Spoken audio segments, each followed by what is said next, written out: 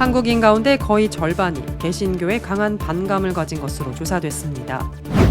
위드 코로나로 전환한 중국에서 곧 닥쳐올 감염자 폭증에 대한 우려가 커지고 있습니다. 중국 정부가 고강도 방역을 해제하면서 3년 만에 일상회복에 첫 발을 뗐지만 의료체계가 제로 코로나 이후를 감당할 수 있는지 의문이 제기되고 있습니다. 서방의 견제 속에서도 러시아와 끈끈한 관계를 유지했던 인도가 블라디미르 푸틴 러시아 대통령의 거듭된 핵 위협 속에 거리 두기로 무게중심을 옮기는 듯한 행보를 보이고 있습니다.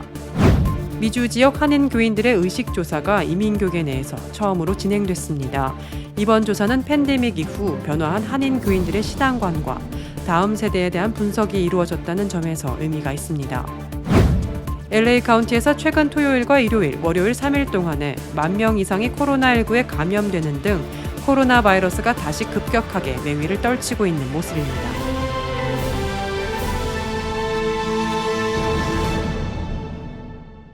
첫 번째 소식입니다. 한국인 가운데 거의 절반이 개신교에 강한 반감을 가진 것으로 조사됐습니다. 여론조사 전문 업체인 한국리서치가 7일 이 같은 결과가 담긴 2022 종교 인식조사를 발표했다고 국민일보가 전했습니다. 호감도 조사는 0에서 100점 가운데 긍정적인 이미지가 강할수록 높은 점수를 매기는 형태로 진행됐는데 개신교 호감도는 31.4점으로 불교 47.1점, 천주교 45.2점보다 많이 낮았습니다.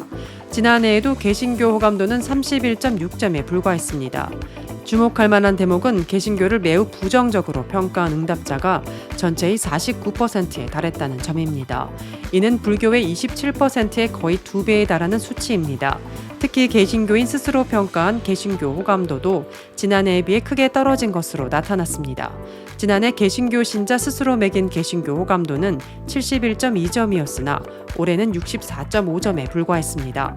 한국인에게 종교가 끼치는 영향력이 어느 정도인지 조사한 대목도 눈여겨봄직합니다. 전체 응답자의 33%는 종교가 본인의 삶에 영향을 준다고 답했습니다. 이 비율은 연령대가 높을수록 높게 나타났습니다. 특이한 지점은 개신교인을 대상으로만 이 조사를 진행했을 때입니다. 지난해 조사에서 종교가 내 삶에 영향을 준다고 답한 개신교인은 83%였으나 올해는 72%로 11%포인트나 하락했습니다. 반면 불교나 천주교는 이 질문에 그렇다고 답한 비율이 각각 62%, 45%로 지난해와 같았습니다. 위드 코로나로 전환한 중국에서 곧 닥쳐올 감염자 폭증에 대한 우려가 커지고 있습니다. 국민일보는 중국 정부가 고강도 방역을 해제하면서 3년 만에 일상회복에 첫 발을 뗐지만 의료체계가 제로 코로나 이후를 감당할 수 있는지 의문이 제기되고 있다고 보도했습니다. 중국 관영 글로벌 타임스에 따르면 다음 달 최대 명절인 춘제기간 항공편 검색량은 최근 3년 만에 최고치를 기록했으며 중국 네티즌들은 드디어 마음 편하게 고향에 돌아갈 수 있게 됐다고 즐거워했습니다. 중국 정부가 전날 상시적인 PCR 검사를 폐지하고 코로나19 감염자의 자가격리를 허용하는 내용의 방역 최적화 조치를 발표한 뒤 나타난 변화입니다.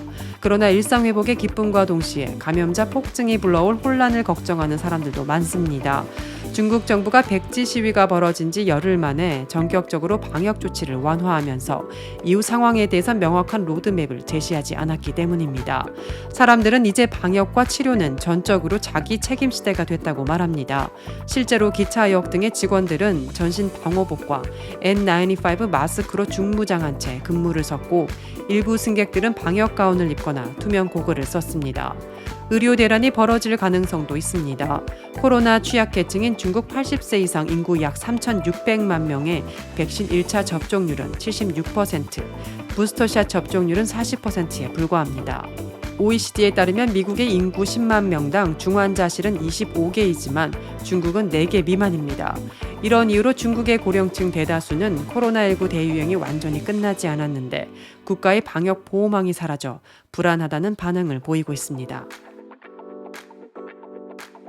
서방의 견제 속에서도 러시아와 끈끈한 관계를 유지했던 인도가 블라디미르 푸틴 러시아 대통령의 거듭된 핵 위협 속에 거리 두기로 무게중심을 옮기는 듯한 행보를 보이고 있습니다. 연합통신은 블룸버그 통신 등 외신과 당국 관계자를 인용해 나렌드라 모디 인도 총리가 올해 푸틴 대통령과의 연례 정상회담을 열지 않기로 했다고 보도했습니다. 이에 외교 전문가 사이에서는 러시아의 우호적이었던 인도가 거리두기를 시작하는 것 아니냐는 분석이 나오기도 했습니다. 전통적으로 중립 외교를 펼쳤던 인도는 우크라이나 전쟁 발발 후 고립된 러시아에 도움의 손길을 내미는 몇 안 되는 나라로 여겨져 왔습니다. 러시아와는 냉전 시대부터 각별한 관계를 유지해온 데다 러시아산 무기에 대한 의존도도 매우 높은 편이라 러시아를 외면할 상황이 아니었기 때문입니다. 특히 인도는 러시아에 대한 국제사회 규탄과 제재에 적극적으로 동참하지 않았고 원유, 비료 수입 등을 통해 오히려 러시아의 자금 숨통을 틔워주는 역할까지 했습니다. 하지만 우크라이나 전쟁이 길어지고 푸틴 대통령의 핵무기 관련 언급이 거듭되는 등 국제사회의 긴장이 해소될 기미를 보이지 않자 꿋꿋하게 러시아를 옹호하던 인도의 입장에도 변화가 생긴 것으로 감지되고 있습니다. 미주 지역 한인 교인들의 의식 조사가 이민교계 내에서 처음으로 진행됐습니다. 이번 조사는 팬데믹 이후 변화한 한인 교인들의 신앙관과 다음 세대에 대한 분석이 이루어졌다는 점에서 의미가 있습니다. 이번 조사는 미주 지역 기독교 방송인 CTS 아메리카가 기독교 전문 리서치 기관인 지앤컴 리서치 목회 데이터 연구소에 의뢰해 진행됐습니다.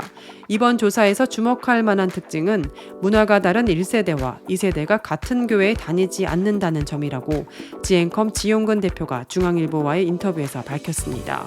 이와 관련 앞으로 한인교회가 영어권 사역을 어떻게 대처하는지가 이민교계의 미래를 결정할 것이라고 지 대표는 내다봤습니다. 또 한인교계는 한국에 비해 교회에 대한 충성도도 높고 보수적인 것으로 드러났다고 그는 말했습니다. 조사에 따르면 한인교인들은 소그룹 참여 비율도 높았습니다. 이는 아무래도 한인 커뮤니티가 교회 중심으로 이루어지는 것이기 때문입니다. 그래서 예배 후 식사를 통한 교제도 더 중요하게 받아들여지고 있습니다. 지 대표는 조사 결과를 분석하며 이민교계는 교회를 중심으로 한 삶이 매우 단단하므로 교회가 무너지지는 않을 것이라고 말했습니다. 그러면서도 MZ세대는 물론 기독교 전반에 걸쳐 영적이지만 종교적이지 않은 사람들이 늘고 있다며 이들을 한인교회가 어떻게 포섭할 것인지가 미래를 좌우하는 요소가 될 것이라고 내다봤습니다. LA 카운티에서 최근 토요일과 일요일, 월요일 3일 동안에 10,000명 이상이 코로나19에 감염되는 등 코로나 바이러스가 다시 급격하게 맹위를 떨치고 있는 모습입니다.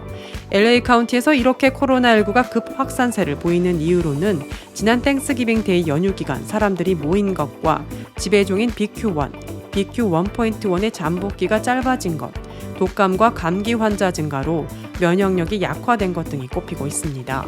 마크 갈리 캘리포니아주 보건부 장관은 지금 추세가 계속된다면 이달 말이나 다음 달 초까지 코로나19, 감기, 독감 입원 환자들이 10,000명을 넘을 것으로 전망했습니다. 그렇게 될 경우 전체 의료 시스템에 상당한 부담이 될 수 있기 때문에 실내 마스크 착용 강제와 같은 특단의 조치를 내릴 수밖에 없다는 것입니다.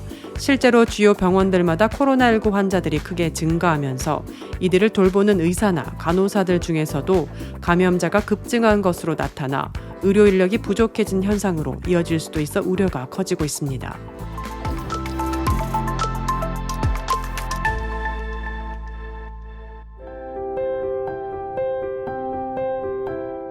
세상을 밝히는 크리스찬 소식입니다. 1996년 홀리 트리니티 브룸톤 교회의 니키와 실라리 목사 부부에 의해 시작된 메리지 코스는 성경적 가치관에 기반해 부부관계 회복과 대화를 돕는 프로그램입니다. 지난 26년간 128개국 110만 명 이상의 부부가 이 프로그램을 경험했고 부부관계 및 가정의 회복을 도왔습니다. 메리지 코스가 이 같은 성과를 올릴 수 있었던 비결은 부부가 자율적이고 실천적으로 프로그램을 진행해 나가는 데에 있습니다. 주 1회씩 7주 동안 메리지 코스라는 무대 위엔 별도의 강사 없이 온전히 부부 두 사람만이 주인공 역할을 합니다. 부부는 해당 주차에 주제 영상을 시청한 뒤 둘만의 대화를 시작합니다. 강사의 조언이나 그룹 나눔 등 외부의 개입은 없습니다. 오로지 부부가 대화 실습을 통해 서로에게 집중하는 시간을 갖습니다. 대화 주제는 다양합니다. 친밀감 높이기, 대화와 소통의 기술, 갈등 해결하기, 용서의 힘, 원 가족의 영향, 행복한 성생활, 행동하는 사랑 등입니다. 만약 부부 사이에 껄끄러운 주제가 있을 땐 메리지 코스에서 원만하게 대화할 수 있는 팁을 제시하면서 풀어갑니다. 대화의 시간 뒤엔 부부가 주 1회 데이트라는 과제도 수행합니다. 성경적 가치관에 기반한 메리지 코스는 비단 기독교인에게만 적용되는 프로그램이 아닙니다. 비기독교인도 충분히 경험할 수 있기에 복음 전파 수단도 될 수 있습니다. 리 목사는 실제로 메리지 코스를 경험한 비기독교인이 기독교에 호감을 갖고 교회로 나가는 경우가 많다고 전했습니다.